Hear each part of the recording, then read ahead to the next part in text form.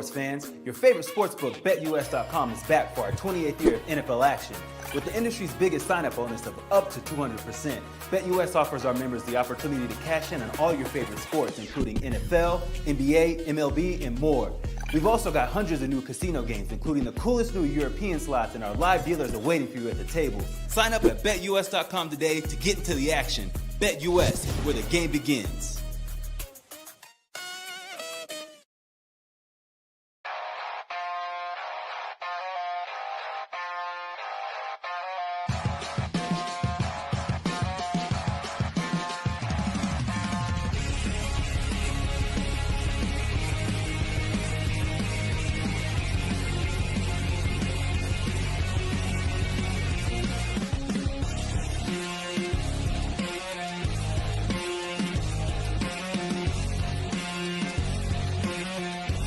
And now, broadcasting live from Las Vegas, the Snake Sports Talk Show with Jake Silva starts now.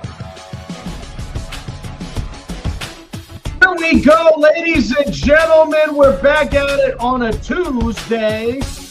Reactions, we got it all.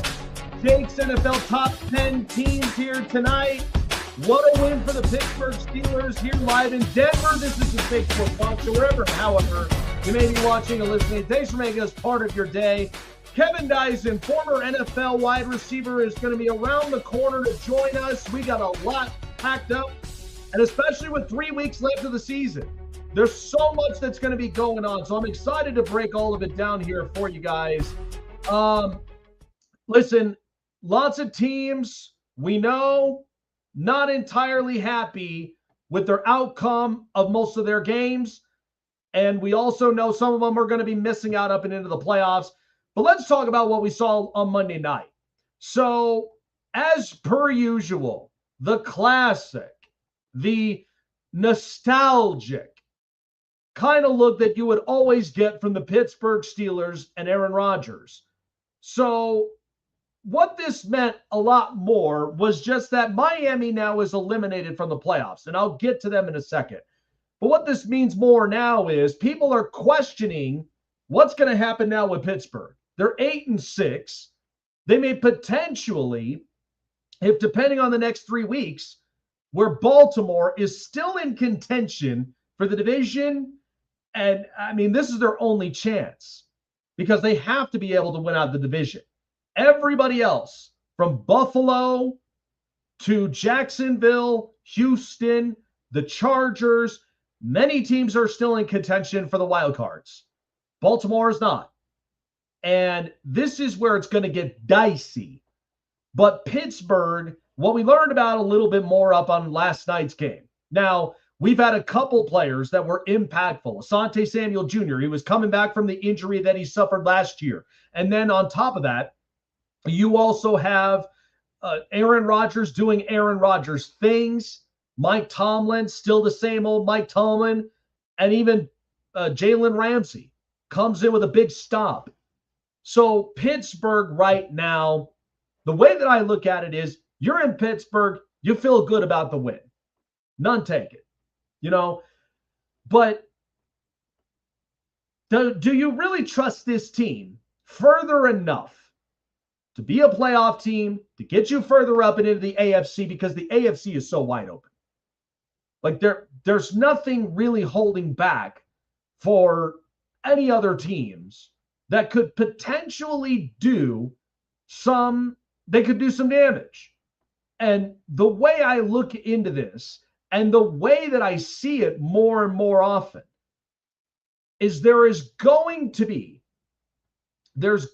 teams out there that you and I know are going to be capable of making it up and into the playoffs and doing some damage. That's number one. Number two is, even though they have a roster in which has a lot of veterans, the thing about it is there's not enough youth on this roster. They are in fact a team in which that they're dependent on Aaron Rodgers and the rest of their veterans out there. which is why they're probably going to need a lot more of the rest than you think. The other thing is that there's just not enough youth. There's not enough young bloods out there that they could end up giving them a little more juice in the tank. So I just don't see it as, I really just don't see it as this is a sustainable type of deal with Pittsburgh. I really don't. I think they are good enough to end up winning the games. But when you're playing up against teams that's got younger players on their roster, they got enough juice in the tank. They're physical. They're speedy. They can get after you. Quarterback play, yes, has been different. But that doesn't mean that Pittsburgh can't end up making plays when they should. But oftentimes, and we've seen this with defensive coaches more than anything else, is defensive coaches tend to get defensive at the worst times possible. Mike Tomlin, we know, has been a really good coach up until this point. And they're questioned more often. So whatever Aaron has to do in order to make it work, because here's the thing, he gets into the playoffs, we know he's got playoff experience. But we also know with how old this roster is, it's next to Kansas City. The only difference of it is O-line's banged up, a lot of key injuries, but there has been inconsistencies all season with Kansas City. Whereas for Pittsburgh, they could be lightning in a bottle in some nights, and then there's nights where they're completely shut down. So I would still be happy with the win in which Pittsburgh got. But these are, and you got to think, the AFC, there's really not a trustworthy team in this conference.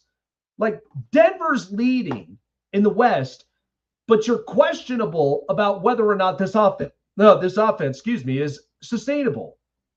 And we're not sure. Buffalo, they're up and down. Josh Allen they're much more dependent on him bailing them out. They got a run game, and I know that with James Cook, but there's lots of these things that could really change up for any team.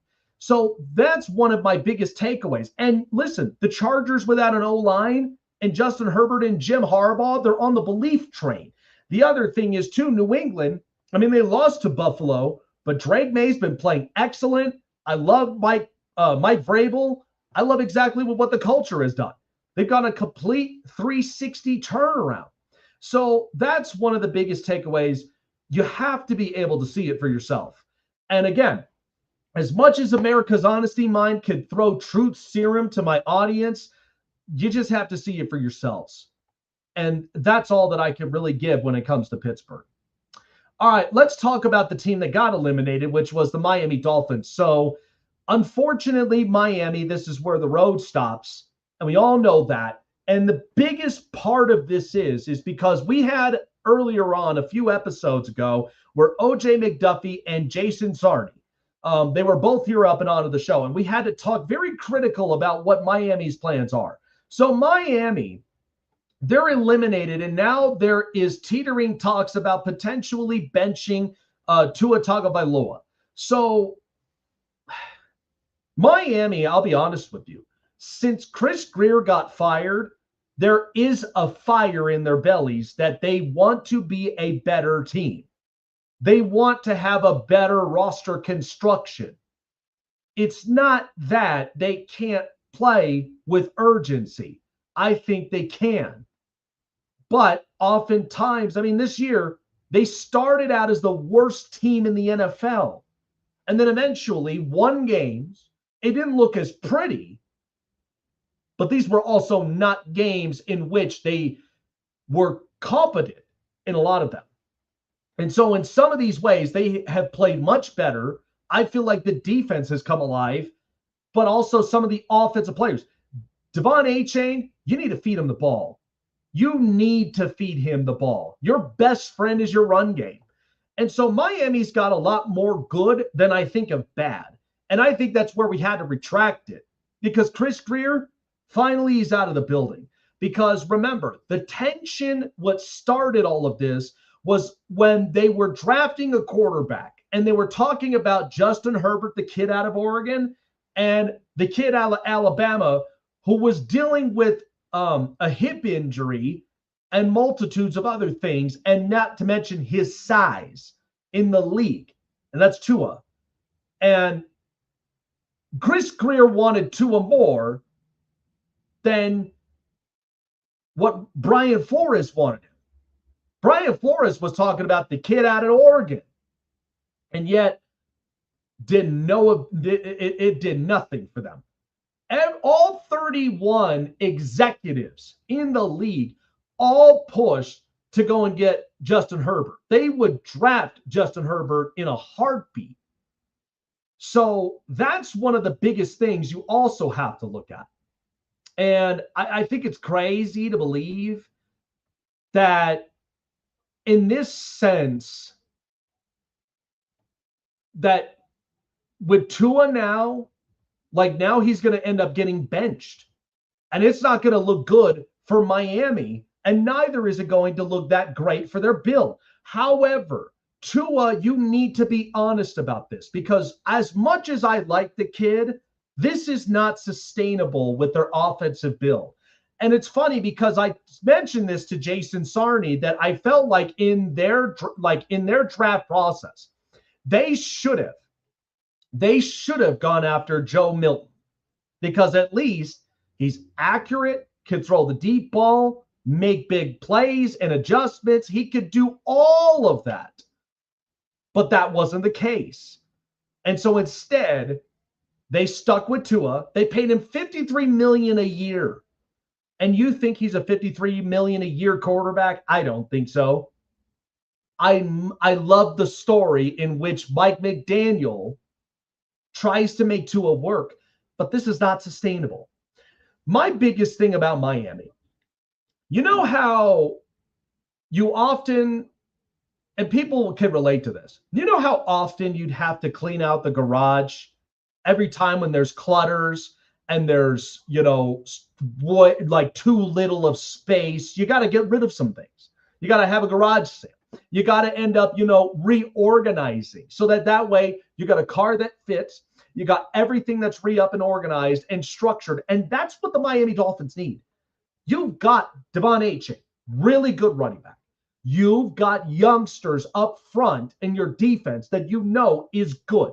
You can build it and continue to build it. You can also build up your offensive line because that's big. That's big. So I'm not entirely sure that it's part of it where you really got to think, you got to really think for many reasons, is that the Dolphins can only do the few things here. Number one, fix your offensive line. Number two, I don't know if they could find a quarterback, at least up to this draft, but potentially next draft. Now, what's funny about this is I mentioned about John Mateer almost all the time. And I still believe that he is a real good quarterback out of Oklahoma. But if you're Miami, you really have to be honest about this. If you're going to make it work with Tua, good luck. Because ultimately, it's going to cost you money. You're going to probably have a couple draft picks up here and there. Like, you're probably going to be up in the middle of the pack, but it depends. Now, that's where you really have to be critical. But that's where you got to get the right GM into this building. So we'll see. But I think Miami, you got to feel good about this because this is a build in which you need. Now, I understand it's not that simple with replacing your quarterback, because ultimately what happens is that oftentimes like this draft, there's only about one, maybe two quarterbacks, and the rest of them are projects. And I know people even say that like they got Quinn Ewers, but I don't believe Quinn Ewers really is going to do you wonders here. I really don't think that that's going to be the case. I seriously believe that you go out and you fix up parts of your roster where you really need to fix this up. So that way you could go out, fix your offensive line. You can honestly end up getting important, like really good players. And then that way depending on the quarterback situation, whether you go into this draft or next draft, I guarantee you, if I'm Miami, I would be pushing to potentially next draft, because that's John Mateer, that's Lenora Sellers, that's a bunch of really good quarterbacks. I wouldn't even sell my stock up on Lenora Sellers. I just wouldn't do that. But I think John Mateer, that's good enough. I think a couple of other people, you could really make this work. So I think Miami would be in good shape. But it depends on who you got in the building, and depends if that person, that GM, really is going to work out at the end of the day. All right, good stuff. Kevin Dyson up and around the corner, talking Tennessee Titans, AFC South, because Jacksonville and Indianapolis still have chances. We'll see what happens up from here. Plus, two, talking about some wide receivers as well, and what it's going to look like for the next year and the next few years afterward. So it'll be a lot of fun here. All righty, folks. Well, the holiday season is here, and we absolutely love how our partners at Payday Fantasy are there for us and are there for you all holiday season. Check out Payday Fantasy for yourself. Your go-to player pick'em app. Download it on your mobile device through Google Play in the App Store. You also get a chance that when you sign up, free $5 entry, so you get $5 for free just by signing up and being a customer. You also, the more you deposit, 100% deposit match guarantee of up to $100 just by using the gift I give you this holiday season, the promo code SNAKE. That's promo code SNAKE at sign up and at checkout. Use promo code SNAKE this holiday season to get yourselves geared up and see what all of the buzz is in Payday Fantasy and why it's your go-to player pick'em app. Check it out for yourself. Paydayfantasy.com and download it on your mobile device to go play in the App Store. Sign up, pick your player, pick the outcome, sit back and relax, and get paid with Payday Fantasy.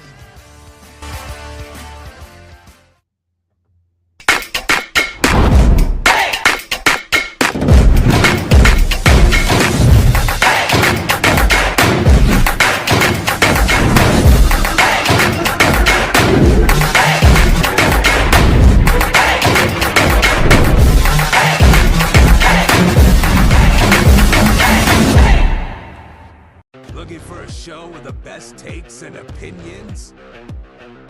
Want a show with the best coverage around the world of sports? Jam-packed with an all-star interview lineup?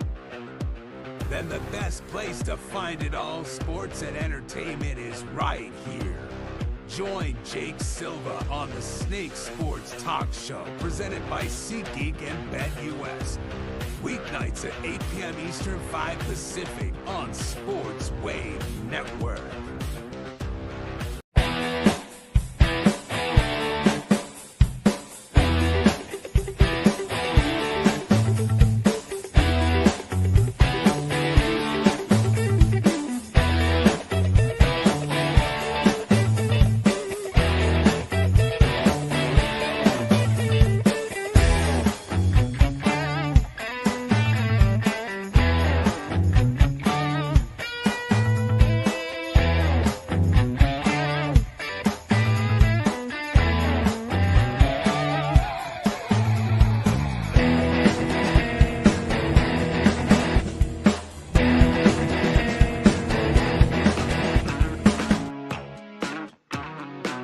Welcome back here up and onto the show.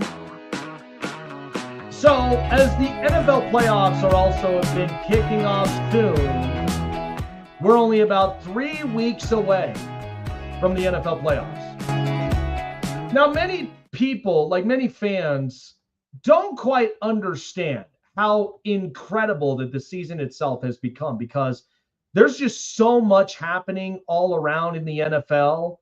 And I look at it this way. It's the most wide open I think I've ever seen, ever, in years. I don't think I've ever recalled a season be this wide open. So this is going to be a postseason in which we do not have Patrick Mahomes. We don't have Joe Burrow. And potentially we may not have Lamar Jackson, which means And I think one of the biggest case in points is that you've got Josh Allen, that it's going to be wide open for them. So in this case, the LA Chargers, they did a job in which they've eliminated the Kansas City Chiefs and also the Bills, the Jags, and the Texans. They did exactly their playoff implication, and they eliminated the Kansas City Chiefs officially from the playoffs. One thing that's interesting, the Chargers in the last couple of weeks have had nothing but beaten and battered weeks because of how bad that this offensive line has been. But what's crazy is that you can't seem to figure out how in the world the Chargers are even able to squeak through, even with how bad this O-line is. Jim Harbaugh, and what I give credit more than anything else is because this coaching staff has really done wondrous things. And I will tell you this. Jim Harbaugh, when he first took on the job, knows exactly the situation that he was going to be coming into. And you got to think, in San Francisco, when he took over the 49ers, after Mike Singletary left, had to just reshape the culture, reshape the roster. And you were dealing with Alex Smith as your franchise quarterback for now. Because then you end up getting a young kid from Nevada, Colin Kaepernick. And they drafted really, really well. Aldon Smith, Justin Smith, multiple really good draft picks. And they made it as close to the NFC Championship his first year, even though that they got eliminated against the Giants. That didn't matter much. I know how controversial that was because of a booted special teams play, but that didn't take away from the fact that this culture was growing stronger. And it was only the very beginning. Then in year 2, they split between Alex Smith and Colin Kaepernick. Remember how that ended up going around? Because Kaepernick was a young kid, was pretty accurate, mobile, was able to run through and get your first downs. They were a run-heavy team with Frank Gore. And defensively, they were ferocious, especially with Patrick Willis, Navarro Bowman, Aldon Smith, multiple other really good players. And San Francisco that year made it to the Super Bowl, and it was the Har Bowl. Jim and John Harbaugh faced off against each other. I think of it this way, is the Chargers know that they've needed a change of culture, and they needed a culture badly. Dean Spanos did them no favors at all the minute they left San Diego. None. And this culture had been broken for years. And they were trying to figure out exactly how are we going to fit in Los Angeles. Well, you had one winning season with Anthony Lynn. That was when they made the playoffs and beat the Baltimore Ravens. And that was with rookie Lamar Jackson. You also had a winning season somewhat. You had a winning season with Staley at 9-8. And then you finally made the playoffs at 10-7, only just to get embarrassed on television against the Jags. Yeah, horrible. And since then, nobody trusted the coaching staff. Nobody trusted the roster. So it needed a change. Jim Harbaugh has been the utmost breath of fresh air. And the Chargers now, the last year they went 11-6. They won a lot of the games that they were supposed to. And all they needed was more talent on this roster. This year, they're 10-4. They're second in the AFC West. They're also 5-0 against their AFC West opponents, which is also another crazy deal. So the Chargers are somewhat, if you don't look at their build, they are building a potential empire. I don't think it's a dynasty, but I think it's an empire you do not mess around with, because Jim is all about old school football, gritty, willing to run the football multiple times, keep possession on his side, and then play ferocious defense. And if you think about it, that game against the Chiefs was the nail in the coffin that ended the Chiefs dynasty, for that matter. They'll still be a playoff team. They'll still be a really good team to play, and you don't ever count them out. However, it will not be the similar build. They're going to have to rebuild this some way, somehow. And what's funny about Jim is Jim has always been a disruptor for years. You got to think, he took the Stanford job with Andrew Luck, and he disrupted Pete Carroll when he was at USC in the Pac-12, and they were competitive. He then disrupts Pete Carroll again while he's up in Seattle. And you got to think, he made it to the Super Bowl with San Francisco. Yeah, a year later, Pete Carroll wins a Super Bowl against the Denver Broncos, almost out of short window dynasty. But Jim has always been known to be a disruptor. He goes and takes the Michigan job, his alma mater. And think about it. Urban Meyer was dominating the Big Ten, and they come in and they give the job to Ryan Day. And Jim disrupted this Ohio State regime. And they go and win a national title. And here we are again. Jim takes the job in which he played for, the Chargers, to disrupt Andy Reid. Last year, he got swept by Andy Reid. This year, he's the one that did the sweeping. All I know is if you don't figure out Jim Harbaugh faster, then you're never going to figure out Jim Harbaugh ever. But he is the kind to be known as the disruptor that disrupts every plan that either dominating teams and coaches always have up in place, and finds a way to really reshape things. And that's what I give credit for. And look, Herbert the week before was pressured 70% of the time and sacked 7 times. Yet they still won the game. Because there's trust. There is Bill. There is a culture that everyone on the outside can't seem to understand, but it works for them. I just am so impressed by how this worked out for the Chargers and how it's worked out for Jim Harbaugh in the end. Because now, listen, what they do in the playoffs, we know Justin Herbert is 0-2 in the playoffs. All that it needs to come down to is faith and trust, and let's get gritty with it. That's all it comes down to for Jim Harbaugh. Let's get into the news. And now, here we go.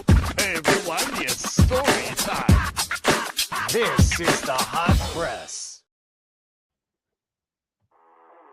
Well, as we mentioned up before, the Miami Dolphins ended up opening the door, contemplating about benching Tua Tagovailoa. Mike McDaniel was up and on a press conference and basically had to say that everything is up and onto the table. So Mike McDaniel, we know, is pretty much coaching for his job.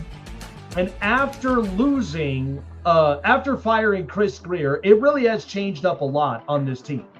And I get the whole entire thing with as far as, well, you want to bench him because you want to keep him healthy, and who knows if he's going to be your future quarterback for the next few years.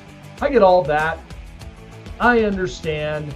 But it is going to be a question mark in the end on how this is going to work out. So here was Mike McDaniel explaining about this in the press room. Are you considering a quarterback change this week? Well, I think the quarterback play last night was not good enough, and so for me, everything's on the table. And who would you consider going to if you make a change? Well, I think that we're in the process of game planning for the Cincinnati Bengals. So in that process, we're trying to determine who will give us the best chance to win, and I'll probably give you more clarity on that tomorrow. So that's going to be interesting. If they do bench Tua, I can understand health concerns. I can understand where everything is on the table, but I know it's I know it's just a big question mark for everybody, but they're out of the playoffs. I just still feel like they have to reshape this roster with a few other pieces. It's going to be interesting in the long run, but I do feel that the Dolphins have something pretty interesting here. So it may be something to question up from here, but still, I think it should. I think it should favor out pretty well. All right, so the LA Rams, they won their game last week, but however, here's what they've lost. So the Rams have not ruled out wide receiver Davante Adams for the Thursday night football game against the Seahawks, a division rival, after he had just suffered an injury in last week's game against the Lions. So Sean McVay ended up saying he's optimistic about the injury, but cast doubt on whether the receiver would be able to play on the shorter week. So McVay ended up saying that they're going to give Adams every chance to be able to play in Seattle, adding that the team will take it all the way up to game time before making a decision.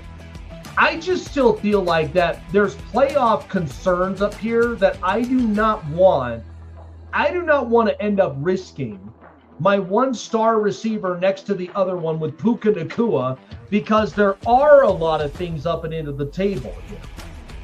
And if they go without him, they'll have Puka Nacua, and they will also have Jordan Whittington. So I think the Rams will still be up and in good shape. Now, it is going to be a much more physically competitive game against their division rival, the Seattle Seahawks. And they're coming off of a wonky win against the Indianapolis Colts, where Sam Darnold didn't even throw a touchdown in the air, and neither did he end up getting picked off either. So that should be interesting to watch.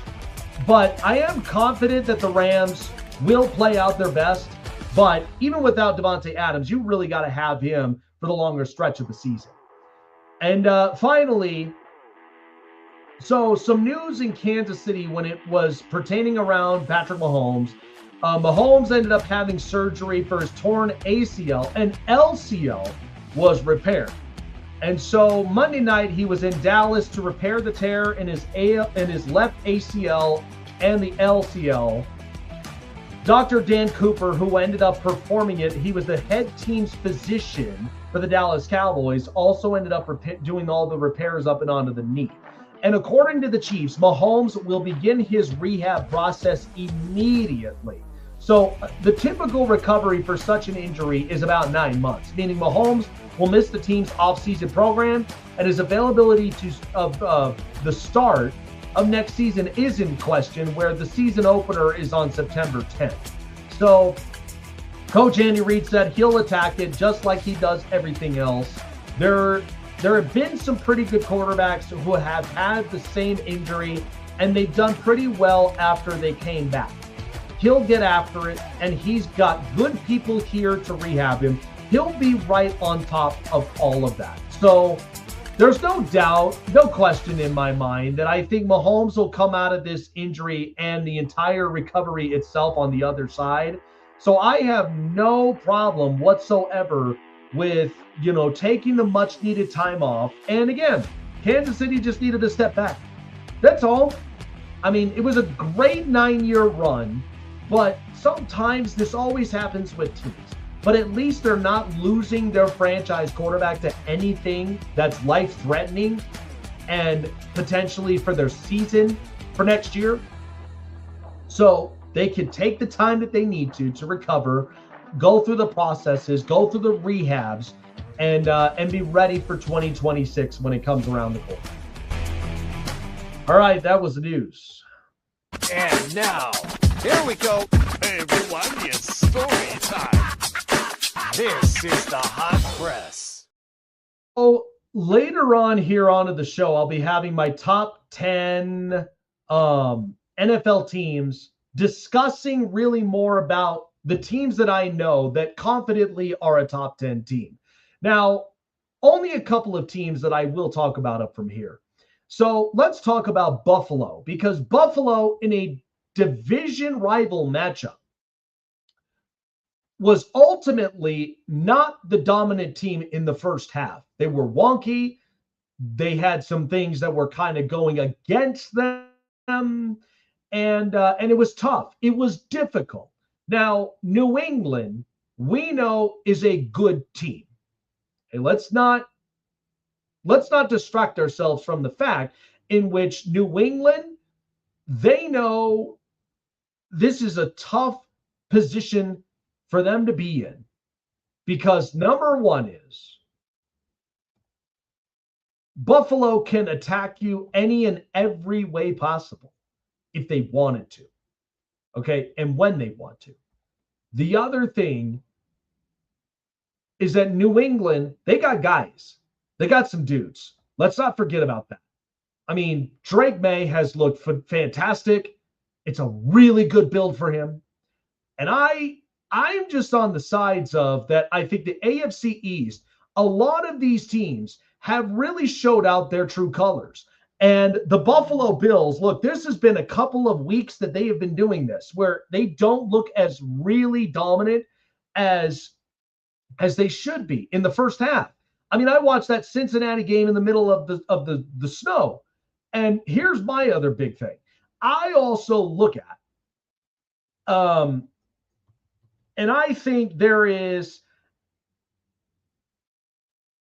and one of my big things is that I love Josh Allen more than anything else. I just can't stand when there are times where I want to believe in this, and then every time the defense is the big question mark, okay? The defense is what really drives me crazy more than anything else. And so I know that Buffalo has guys that can get the job done, but I also do know this, is that there's often times where I feel like that if they don't get themselves ahead in the curve when you really, really need it, then that's where problems start to stem. I have a few teams I think the same way with, but Buffalo is a very good offensive team. I have no question about that. Josh Allen can run it and throw it whenever he wants to and needs to. And that's where he's really put a lot of the trust in his own shoulders. So I think it's just going to be interesting for Buffalo in the next couple of weeks, but you should be pretty interested to see what my top 10 will look like up from here. We'll take a quick break, and then right around the corner, Kevin Dyson will be joining us here up and on the program. Don't go anywhere. Snake Sports Talk Show. Want to find your seat for the event of your choice but can't get one that fits your desire or your budget? Well, my friends, SeatGeek has you covered. SeatGeek is the official sponsor of the Snake Sports Talk Show.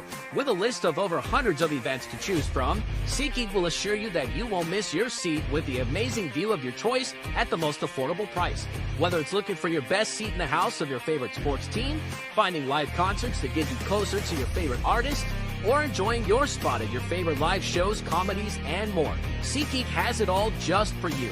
Go online to SeatGeek.com or download the app on your mobile device through Google Play and the App Store. And as a special offer before checkout, use promo code SNAKESPORTS and save yourself $20 off of your purchase of your first ticket, and experience why SeatGeek is the most trusted ticketing app for your next event. Remember, that's SeatGeek.com, and download the app on your phone with promo code SNAKESPORTS for $20 off and find your seat with SeatGeek. Looking for a show with the best takes and opinions? Want a show with the best coverage around the world of sports? Jam-packed with an all-star interview lineup? Then the best place to find it all, sports and entertainment, is right here. Join Jake Silva on the Snake Sports Talk Show, presented by SeatGeek and BetUS. Weeknights at 8 p.m. Eastern, 5 Pacific on Sports Wave Network. Listen up, sports fans. Your favorite sportsbook, BetUS.com, is back for our 28th year of NFL action. With the industry's biggest sign-up bonus of up to 200%, BetUS offers our members the opportunity to cash in on all your favorite sports, including NFL, NBA, MLB, and more. We've also got hundreds of new casino games, including the coolest new European slots, and our live dealers are waiting for you at the table. Sign up at BetUS.com today to get into the action. BetUS, where the game begins.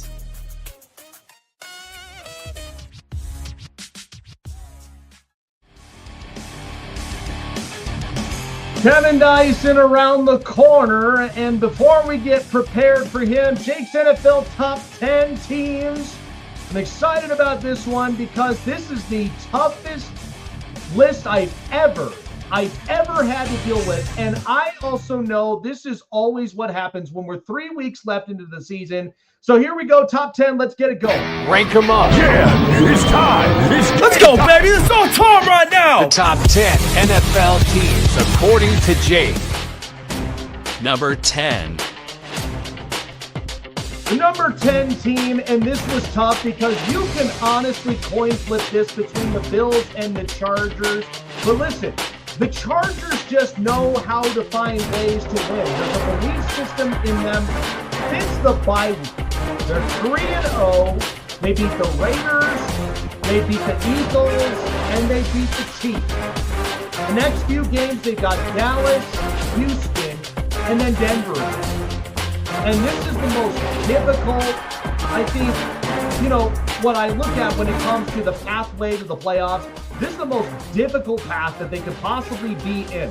And Buffalo, they got a little bit of a difficult path, but it's not as difficult as you think about it. But the Chargers have shown a lot of great adversity on their side. And with Jim Harbaugh up and onto the helm, it helps them a lot more. Jesse Minter, he's played really, really good defense.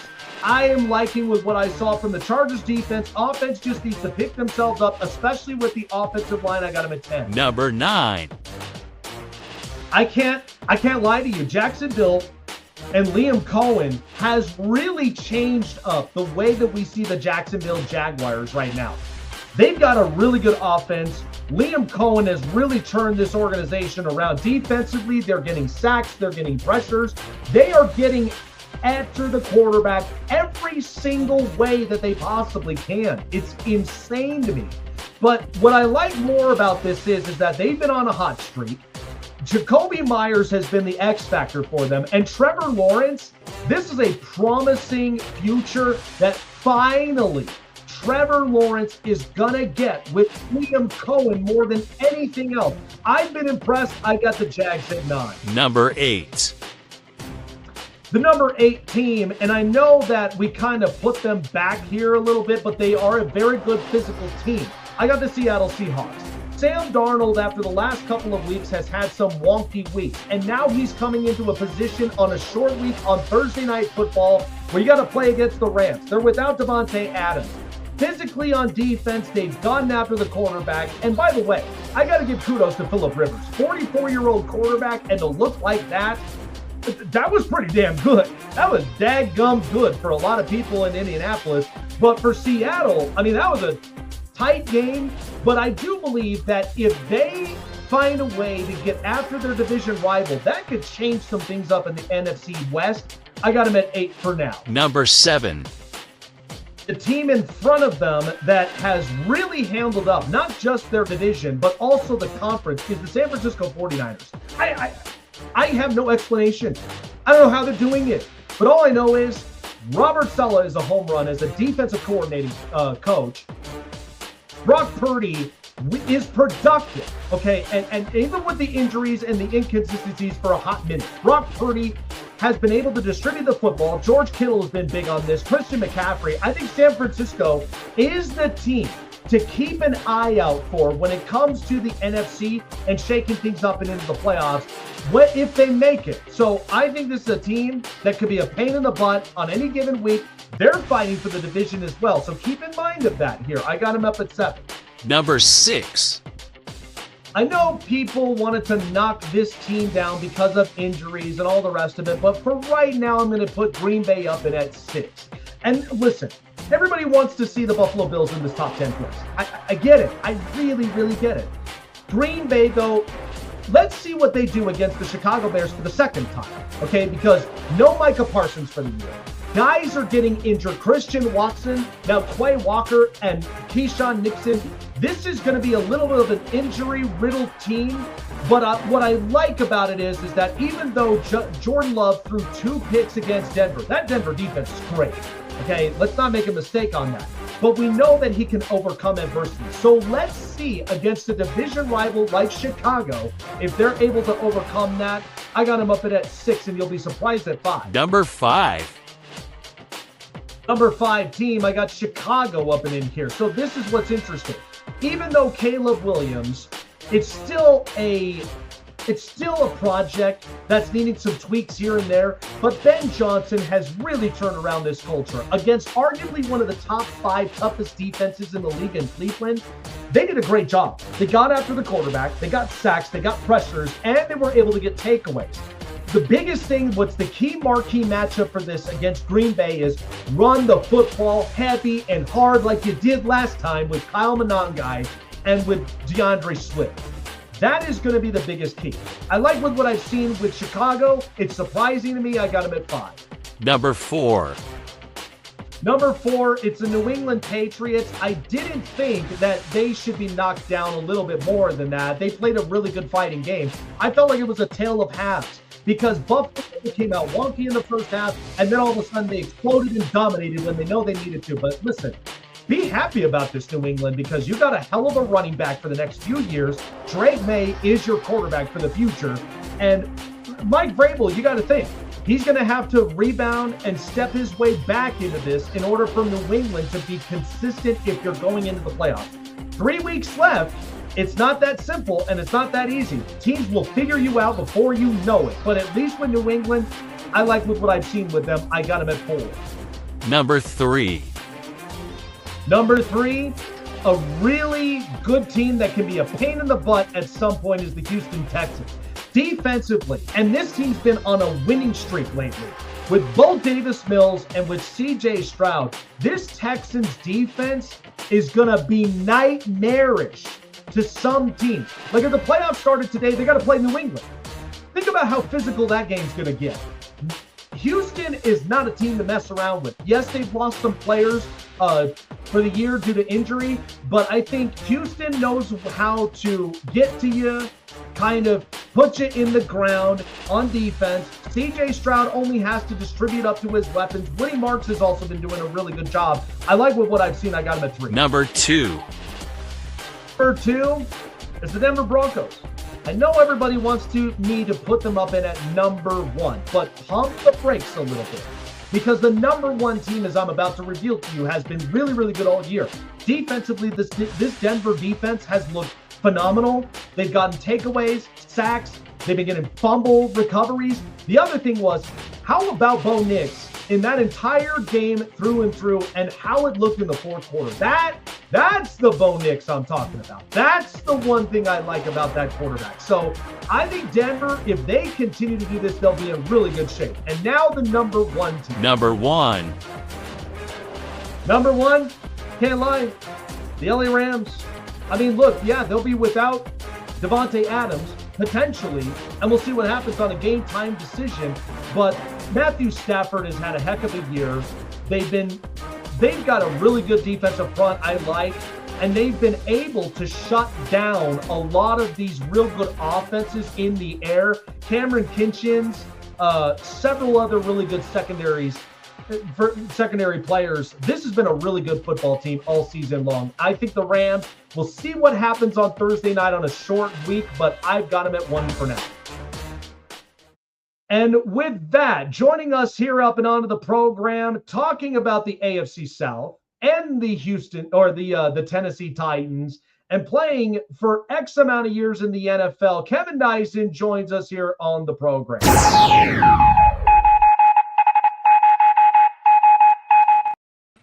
got to tell you, I mean, it is unfortunate to see right now with where Tennessee is, but I can't hear you. Can you hear me, bro? Yeah. Can you hear me? I can't hear you for some reason. Uh-oh. All right, hold on. Let's see. Oh, can you hear me now? Uh-oh. Can you hear me? Hold on, bro. Let's see. What's going on here? We got that. I wonder why the mic is not. Hold on. Huh. You can hear me, but I can't hear you. Oh, can you hear me? Oh, crap, man. Hold on 1 second. We got a little bit of a technical difficulty. Hang on 1 second, guys. Got a little of a technical difficulty. We're getting some things fixed up. Let's see.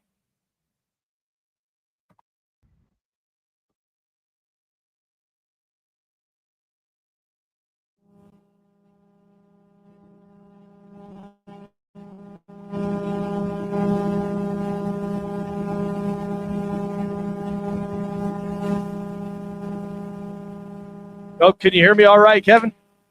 I can hear you. Uh-oh. Shoot.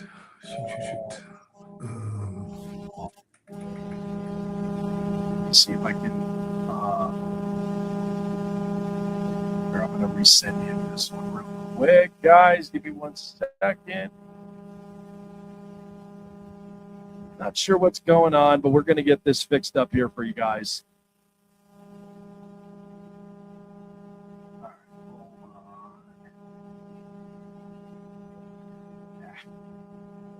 Yeah, just going through technical difficulties right now up and at the moment, but we're going to get things fixed up.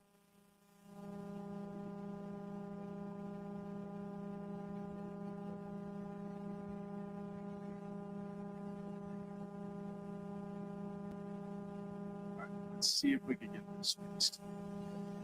All right.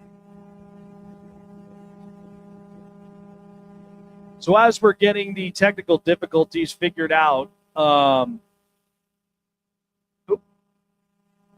1 second.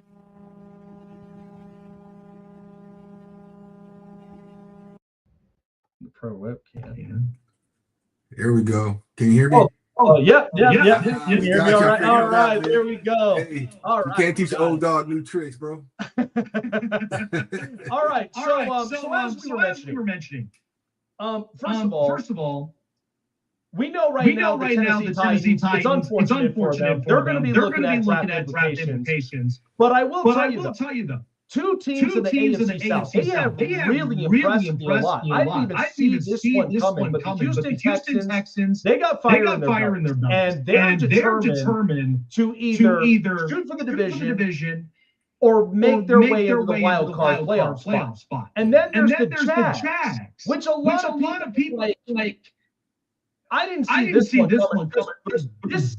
I knew that Liam Combs was the offense, but I didn't think it was going to be like this. Right. So they're a pretty determined team, and these are two teams now, as you saw in the top 10, that I think could really wreak some havoc in the AFC. What have you seen from the AFC South this year? Because we know the Colts had a good streak. The Texans right now are still a hot team, and then the Jags are just a team that not a ton of people are paying attention to, and they're starting to see it now. What do you make of it? Well, I think let's start with Houston. I think when you have a solid defense, you always give yourself a chance, an opportunity to be in football games, right? I think, obviously the offense sells tickets, and it's what people come to see, the ball in the air, points on the board. But it goes to show you that if you can play some solid defense and make it hard on some offenses in the National Football League, you always give yourself a chance to win, regardless of how your offense is playing. And I think that's number one. But on the other side of that, I think Jacksonville, although they're playing solid defense, I think what they're doing uniquely is being efficient on the offensive football side.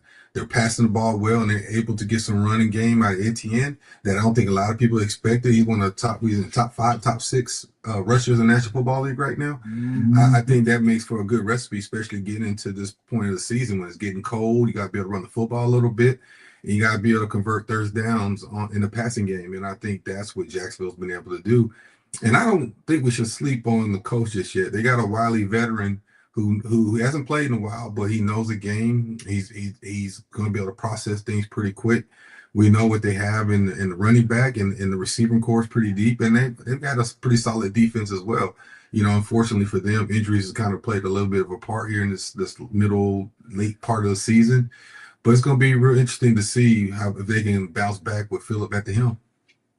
It's interesting. And I was really impressed with Phil because a 44-year-old quarterback to come back into the NFL and did what he did, like it looked like he didn't really lose much of a step. He's still slinging. And I had a feeling because I'm like, I know with him and helping his son Gunner get college offers, I know he's got to do something. But the minute I saw it, I was like, wow, that's really impressive. So two teams that I was kind of torn behind when it came to the top 10. Buffalo and the Chargers. Mm-hmm. This AFC conference looks wide open. I don't know what teams to trust here. But Buffalo, I love Josh Allen. Yeah. The offense themselves flows through him. But I have a concern because after that Houston game, that was question marks, even though that defensively they were getting after him. But there were times even in the Cincinnati game, you're in the snow, you're in the cold, and you're trailing in the first half. And then the second half, they finally turned it around. They got the completions. And if it wasn't for the two picks, that one was a pick by Joe Burrow, Cincinnati could have beat them. Yeah. So there's a point in which I feel like they played so much close game and are like, all right, we got to put it up. The Chargers, on the other hand, what's tough is these teams play division rivals, but the Chargers swept the Chiefs this year. And they're 5-0 in the division. But I look at the coaching aspect, and I feel like with Jim Harbaugh, there's a lot of trust, a lot of grittiness. The defense has been playing extremely well. In your experience, when you played along with Jeff Fisher, this was a team that was gritty. This was a team that believed. And you had a really good defensive unit. When you look at highly talented offense Buffalo, and then gritty physical defense in the Chargers. What really outweighs it? Because I think that's a big thing that a lot of fans are asking themselves as we get ready to playoffs. Well, it goes to show you there's no exact formula to winning in this football league. And I think one word you said right there is gritty. I think when you have a team that has grit behind them, that knows how to win in close games, a la Buffalo, I think that bodes well for you in the postseason. We go back to our Super Bowl run in '99. We won a lot of close games that year. And when we got to the playoffs, it was just kind of second nature to us to be in those situations and not get shook. Even up until the Super Bowl, until the last play, we all believed we were going to go length of the field and score and neutralize that game. And I think you look at a team like Buffalo, they're battle tested, a lot of veterans, a lot of guys with experience, playoff experience. They've won a lot of football games. I think that makes them real dangerous, especially at this time of the year. And you saw what happened with them in New England the other night. As far as the Chargers, man, you can't knock what Harbaugh's been able to do on every level of coaching. Everywhere he's been, he's whatever he does, the trust you mentioned, getting guys that buy into the system, into what he's selling. He's done it everywhere and he's won everywhere. So there's something to the magic of him as a coach and his ability to pull out of his players what he needs and make them relevant. And I think when you got a guy who's intelligent like Harbaugh, who knows the game, who is pulling the best out of his players, there's something you gotta pay attention to. But don't sleep on Denver. I know you're talking about San Diego, or I keep calling San Diego, the LA Chargers. That's how old I am, right? And but people are sleeping on the Broncos. It's almost like they're the quietest number one seed in the AFC ever. It's just people not recognizing those 12-13 wins. I think they got 12-13 right now. And so, that division is pretty tough now, especially with Kansas City being knocked out and they're without their quarterback. It's kind of shaping up for somebody, a new guard, Herbert or Dye, to come in and say, this is my division now. So it's going to be interesting going down the stretch of last month of football. So we witnessed on Monday night. Now we watched Sunday. We watched Phillip Rivers throw, and then we watched Monday night with Aaron Rodgers. Yeah. The Pittsburgh Steelers. What I said at the beginning of the program is that if you're Pittsburgh, you got to feel good, like ultimate. But I also do think that we've watched games in which Pittsburgh, there has been tendencies where if they're not on their A game, both offensively and defensively, teams are going to want to figure out. But I do believe that with the experience of Aaron Rodgers to an extent, that if you get Aaron into the playoffs, people have told me that's the scariest time that you ever want to have someone in, and that's Aaron doing his thing and finding a way to get Pittsburgh out of this funk that they've been in since 2017 going into the playoffs, and finding a way to win a playoff game for the first time in years.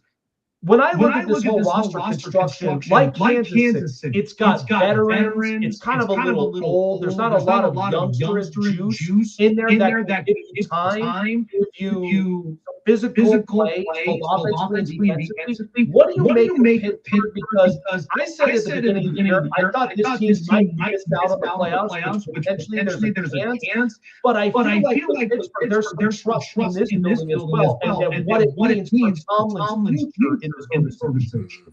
Which is interesting. I'll start with the Tomlin thing. How a person that can be on the chopping block after being a Super Bowl champion and never having a losing season ever as a head coach, and that's just amazing to me. There's a couple things to what you mentioned. I think one, it's hard to replace experience, and especially at the quarterback position, because they've seen it and done it all. There's not a lot that you can surprise them with. It just becomes about protection and your ability to get open and find gaps, and they're going to usually throw you open. So people like Aaron Rodgers and such, and even talking about Phillip Rivers, these are guys that, they know the game had been around a very long time. So you're not going to surprise them. I think the biggest thing for me, for the Steelers, is yet still having a consistent running game. I think that's one thing that helps a veteran quarterback as well, being able to run the ball consistently. I think they do some things well in the passing game, got big bodies, got, guys stretch the field, and we saw what they do even with their tight ends. But they got to be able to run the football at this time of year. Not that you don't want to rely on Aaron Rodgers to be able to carry it through, but it'd be nice for him to not have to carry the load so much or be dependent on winning football games with his arm. He's not like a Lamar or some of these other Patrick Mahomes. Even he's not running it anymore. Not as much. And so him using his legs is not the big of a threat. So you got to have somebody else that can use their legs to kind of help mitigate the pass rush and things of nature that he wants to utilize. He's an intelligent guy. He's got great ball placement, great touch. And so if they're going to do anything in this latter part of the year, they got to figure out how to get that run game going consistently, that is. So, discussing about draft implications, the Tennessee Titans have a lot to think about and really reshape up their organization. I love Cam. I think he's very highly talented. What's funny is I actually had your former teammate Ben Bishop on the show here a couple of episodes back, and we were discussing talking about Brian Callahan. I didn't think this was a strong enough fit. I felt like after Vrabel left, what you're seeing in New England, it's a completely different culture. Yeah, I think this team needs a lot of firepower on offense. I mean, Adam Mayer, he is really good of a receiver that I think I don't know if he can turn into a one, but he is productive enough that can be a secret weapon for Cam Ward. But you got to get more offense up in this build. And when I think of coaching styles, there's been a lot of names around, Mike McCarthy, a couple of coordinators that are also up and on there, Jesse Minter and Robert Saleh. In your opinion, when you look at this as far as coaching availability and someone that can match this culture, is there anybody that comes to mind in your that can really get music pumped up again here in that?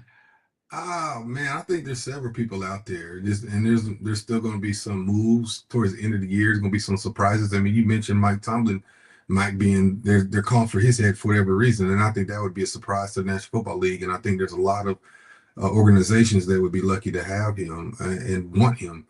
Mike McCarthy is intriguing. He's also another guy who's won almost every time. He's got 2, maybe 3 losing seasons in his head coaching tenure and a Super Bowl title, but yet he's out here looking for a job. And I think there's intriguing to a veteran. I think for me, the bias would be a veteran coach, maybe rather offensive defense, a guy that could kind of knows the game a little bit. And I mean, they all know the game. I mean, just being able to rally the troops, have that veteran presence, that kind of that old head. And I'm not saying you gotta go get a 90-year-old coach. That's not what I'm saying. Just somebody that's kind of been around the block and has a proven record that can win football games in a formula that has worked. Now, if you take somebody like Mike McCarthy and you talk about, well, he's won it where he won, and he hasn't won the big ones in a while. But the fact of the matter is, when you're at a crux of a downslide or a valley, if you will, when you haven't won in a long time, you want somebody that has a proven record to win. That's my opinion. Now, are there great, young, talented, up-and-coming coordinators and things of that nature that I think will do well? Absolutely, man. I think the trend of the NFL is trying to find that next young gun like the Rams did several years ago with McVay, and I think, everybody wants to hit that touch the cloak of greatness, that unforeseen brilliance of somebody like him, and hoping that it works. And sometimes it does, sometimes it doesn't, and it hasn't worked here at Tennessee, unfortunately.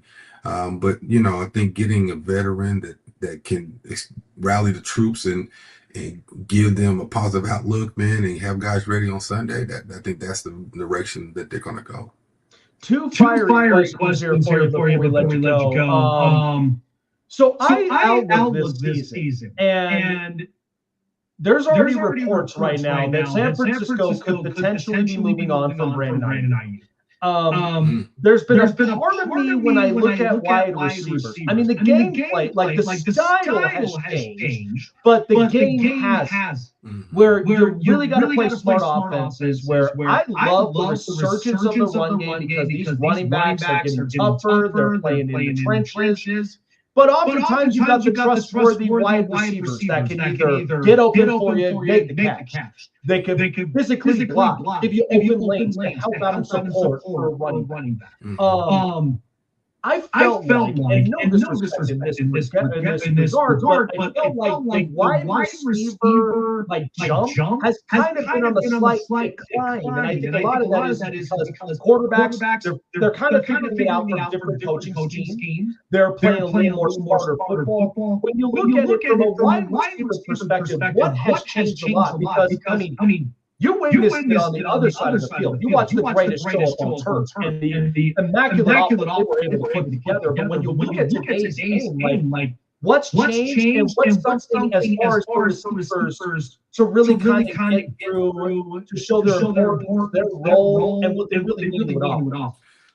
Oh man, that's a tough question. I think these receivers of today are as skilled, if not more skilled, than in my era, the era before us. I think, especially from a depth perspective, there's a lot of talented guys out there, man, and they're very skilled. Catch ball radius is outstanding. A lot of tough catches. Not to knock the generation. I think the difference being is, expectations. When I came in, you had to be, and even probably before me, you had to be an intelligent receiver. I'm not saying these guys are dumb, so I don't want to be misquoted. I'm just saying we had to learn the game.